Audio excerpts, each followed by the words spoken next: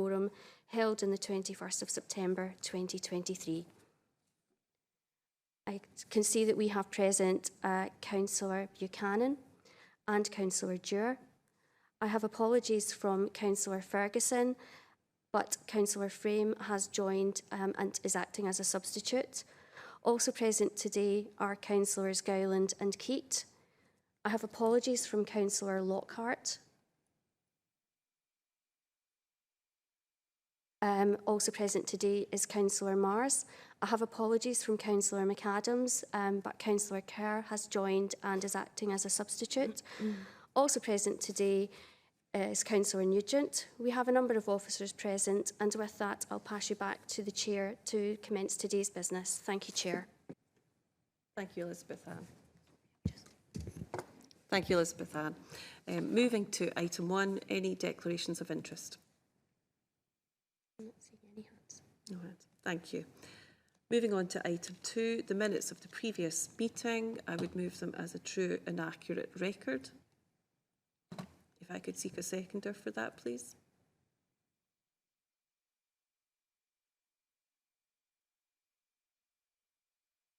Councillor Dewar? Second that, thanks. Thank you.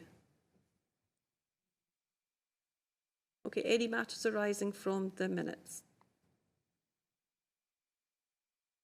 No hands. Thank you. Moving on to item 3, an item for monitoring. 3A, Capital Budget Monitoring 2023-2024 General Fund Capital Programme, pages 11 to 30 of your pack. Jackie.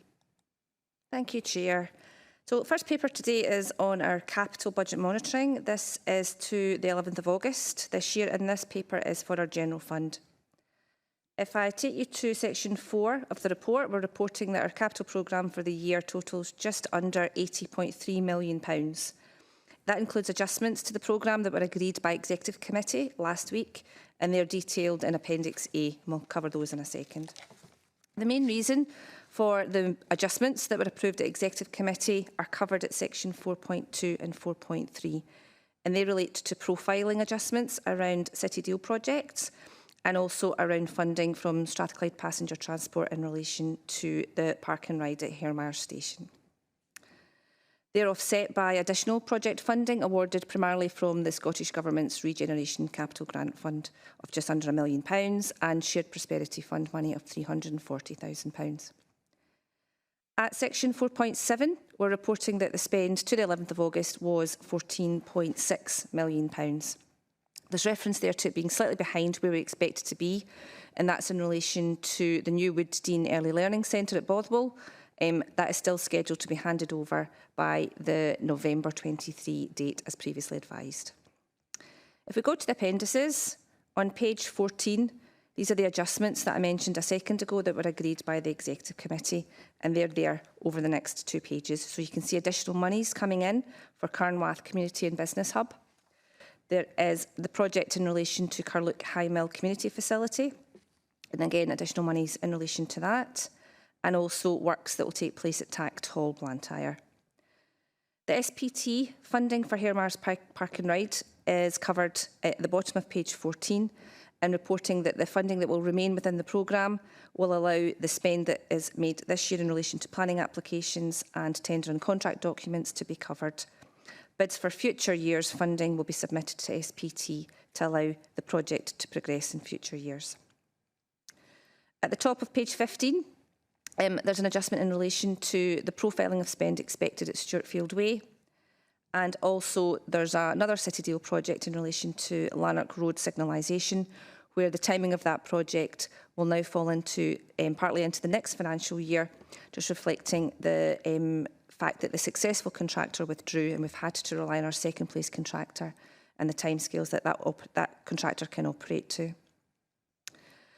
Smaller adjustments around ASN adaptations at Crawford Dyke are detailed there, £22,000, and also some adjustments to the Housing and Technical Resources programme around public space CCTV, where Shared Prosperity Fund has allowed that project to commence. Moving on to page 16 at Appendix B, this is a summary of the overall capital programme across resources, as we normally report to this forum. and you can see the total capital programme of just under £80.3 million detailed in that right-hand column on page 16. Page 17 breaks that down further and shows each of the service areas across resources and the amount of budget that that service has, the amount that we have spent on the right-hand column, again totalling the figure I quoted earlier of £14.6 million of spend. And then Appendix D on page 18 covers how the capital programme is funded for the year. As always, we report that the majority of our funding comes from Scottish Government capital grant and also borrowing that the Council is allowed to take. That is the financial position. If I move on to the physical progress on capital programme. So on page 19, this is our build executive summary, and we're reporting that there's one project behind programme. And the details of that are shown on page 20, and that's in relation to the Wood Dean Early Learning Centre that I mentioned earlier. That facility is still expected to be handed over by the timescale of November. Moving on to page 21, the non-build executive summary. You can see that again there's one project behind programme there, and that's detailed on page 23, and that's in relation to the Lanark Road signalisation project that I mentioned a second ago as well, around the successful contractor withdrawing from the tender process and the second place contractor stepping in. Moving on to page 24, this is the roads executive summary, and there are two projects behind programme here. If we moved to page 25, the details are provided. Again, this is in relation to projects that we mentioned earlier, being Hare Myers Park and Ride and Stuartfield Way. Just moving through the papers, I believe that is the end of the papers, but I'm happy to take any questions. Thanks, Chair. Thank you, Jackie. Any questions or comments on this report? No. Thank you. Can we agree to approve the recommendation to note the report, please? Are we agreed?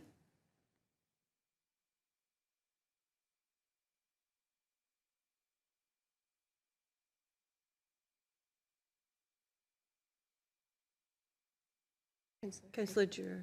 Oh, Councillor Frame, I'm sorry. Councillor Frame?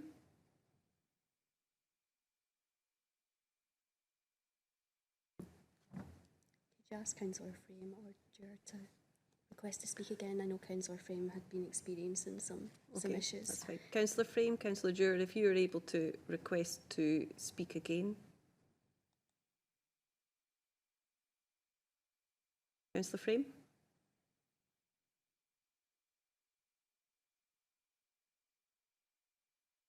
I think you might be having technical difficulties. Councillor Dewar, do you wish to speak? Councillor Keats. Thank you. Thank you, Councillor Keats. Okay, moving on to report 3B, the capital budget monitoring for 2023-24. The housing capital programme, pages 31 to 36. Jackie again, thank you. Thank you, Chair. So the same time period, we're reporting here to the 11th of August. This time it's the housing capital programme. So at section 4.1, we're reporting that the housing capital programme for the year is just under £69.6 million. And at section 4.3, the amount that we've spent to the 11th of August is just under £15.6 million. Again, that's slightly behind where we expect it to be at this point in time, but that's a timing issue only. If I take you to the appendices, Appendix A on page 33 details the funding for the housing capital programme, with the majority of funding coming from the housing revenue account and borrowing and Scottish Government specific grant for new builds. If I move on to the physical progress of the capital programme on page 34, we can see that there's 5 projects behind programme. These are detailed on page 35 in terms of explanations.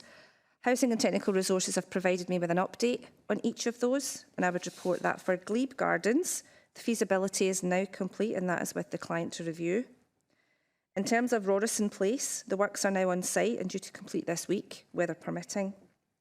In Camnethan Street, the feasibility is now complete and that's with the client to review. Deer Park, the project is progressing to programme and is currently being billed. And finally, McLean Gardens, the project is complete now and handed over. That's the update in relation to the Housing Capital Programme, and happy to take any questions. Thanks, Chair. Thank you, Jackie. Any questions or comments on this report? No hands. Okay, thank you. Can we agree to note the report, please?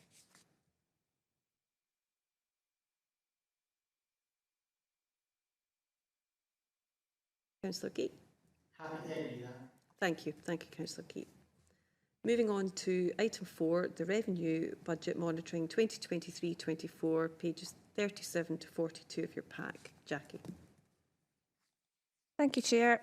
So now we're moving on to the revenue side of our budget. Again, the same time period being covered here to the 11th of August. At section 4.1, we're reporting that the position on our budget for general services is a break-even position. A couple of points that are brought out in the paper which reflect what we've mentioned before at Forum. Firstly, around our children and families budget. We're continuing to report that we are experiencing budget pressures within children and families. They're continuing this year as they have done in the past, mainly in relation to residential placements, fostering and kinship care. We have reported previously that there is one-off funding identified this year which totals £9.2 million, and that's available to contribute towards the financial pressure this year in relation to children and families. And Social Work Resources are working towards managing the overall budget pressure in that service by next financial year. Section 4.5, we touch on adults and older people. Again, as I've reported to the Forum, the outcome of the job evaluation exercise for home carers resulted in recurring costs of £7 million per year starting this year. Those costs were not included in the budget set by the Integrated Joint Board this year. Solutions and an overall recovery plan were reported to the IGB on the 19th of September. When this paper was written for this forum, that meeting hadn't happened. The meeting has now happened, and I can report that the IGB did not agree that recovery plan. To manage the spend position in year, there will be work required by the IGB to address this, and the balance in terms of financial spend position is likely to be achieved in the short term through management controls, and that will be pending further decisions to be taken by the IGB to balance the budget going forward. In terms of teacher numbers, reporting here that the Cabinet Secretary has held back an amount of money from our funding this year for the maintenance of teacher numbers. There is an expectation that the councils will maintain the teacher numbers at a baseline set at last year's teacher numbers reported as part of the census.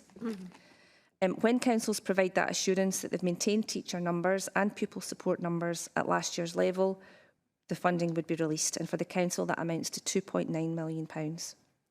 We have been liaising with the government since the start of the financial year to explain that the council's position could see a reduction in the numbers of teachers compared to last year's census. That reflects the fact that last year's teacher numbers included an inflated level of teachers and support staff who were in place because of temporary funding invested by the council, not because of core government funding and initiatives. The government advised that no decision has been taken yet on releasing the funding, and that won't happen until after the census this year has been finalised, which will be either at the end of this year or early into the new calendar year. There is therefore a risk that that funding won't be forthcoming. At section 5, we're referring to the housing revenue account there, and we're reporting that we're projecting a break-even position for the year. If I take you to the appendices, firstly on page 40, this is the usual presentation of detailed budgets and actuals across services. You can see on the right-hand columns of that table the spend that we've made and the variance to the budget proportion to date. If I take you on to the next page, on page 41, you can see the same information presented but on a subjective basis. So that shows our expenditure across expenditure types such as employee costs, property costs, etc. Appendix 2 on page 42 details the housing revenue account position, and that shows, as I reported earlier, a break-even position. Variance explanations within any of the subjective lines are covered at the bottom of the page in the variance explanations section. That concludes the report, but again, happy to take any questions. Thanks, Chair. Thank you, Jackie. Any questions or comments on this report? Councillor Keat.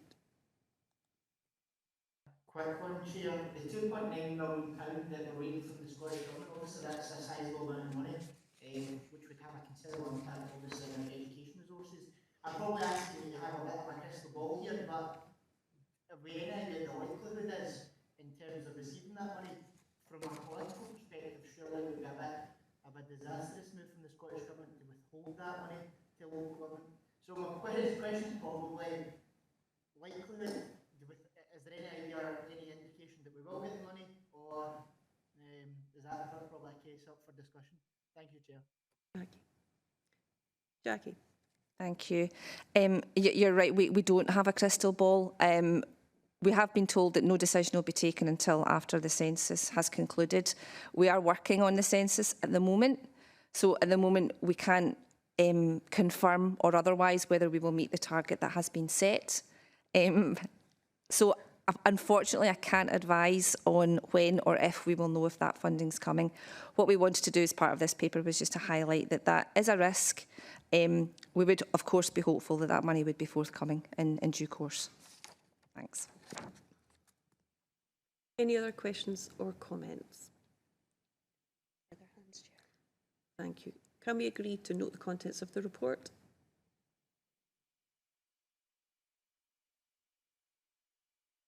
Councillor Dewar? Agree. Thank you.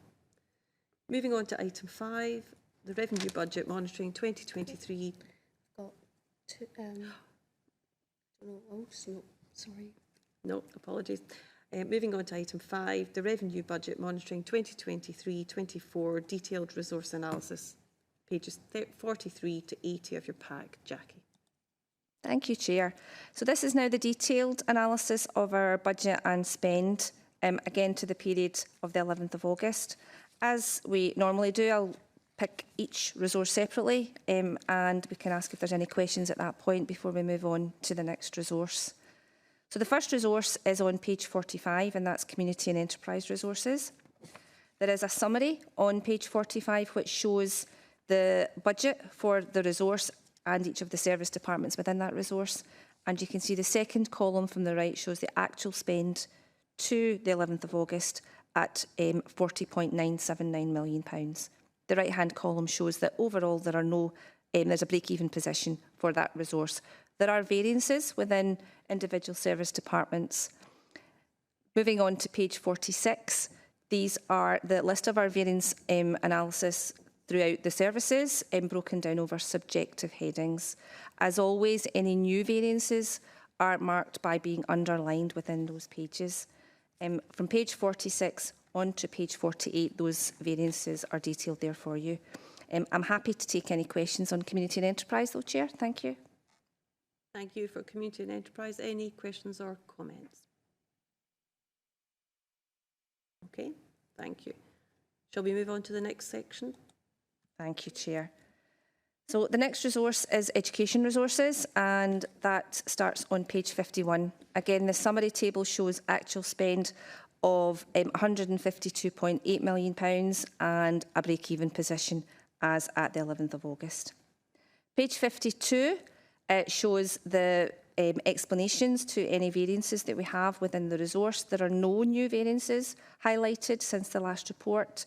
And then from page 53, you can see the detail of each of the budget lines and the trend in terms of variance and spend since the start of the year. Again, happy to take any questions on Education Resources. Thanks, Chair. For Education, any questions or comments? No hands, thank you. If you move on to the next section, please, Jackie. Thank you very much. So the next resource is Finance and Corporate Resources, and that's on page 57. The summary page shows the actual spend for Finance and Corporate Resources is £21.4 million, again with an overall resource break-even position. There are variances within each of the service departments as detailed on that table. In terms of the detailed variance explanations, they start on page 58, and again, any new variances are underlined for members' attention. Page 60 shows the start of the trend analysis of each individual budget line, variances and spend since the start of the year. And again, happy to take any questions on that. Thanks, Chair. Thank you. Any questions for or comments for finance, please? No hands. Thank you. If you move on to the next section, Jackie. Thank you. So Housing and Technical Resources is next, and that starts on page 63. The actual spend for the resource is just under £14.3 million. Again, no variance being reported to the 11th of August. Page 64 starts the detailed variance explanations there for your information. A few new variances underlined for your attention. And then page 66 shows the trend analysis for the resource with each of the individual budget lines detailed there. If I just include the housing revenue account in this section, which is on page 69, the variance explanations for the housing revenue account are detailed there on page 69 for you. There are no new variances highlighted in this paper. I'm happy to take any questions on the housing and technical resources side. Thanks, Chair. Thank you, Jackie. Any questions or comments for housing? No. Thank you. Move on to the next section, if you will, Jackie. Thank you very much. The final resource is social work resources. We're on page 73 for the summary position, and we're reporting an actual spend of just over £87 million and no overall variance around social work. Page 74 starts the variance explanations. Again, a few new variances being highlighted with underlines on those pages through to page 76. Page 77 shows the detailed budget position for each each budget line, and shows the trends over variances and spend since the start of the year again. And again, happy to take any questions on social work. Thanks, Chair. For social work, any questions or comments? No hands. Thank you. Can we agree the report for all resources, please? Councillor Dewar. Agreed. Thank you. Thank you. Members, thank you for your... I apologise. I have no urgent business. So thank you for your attendance, and the meeting is now closed.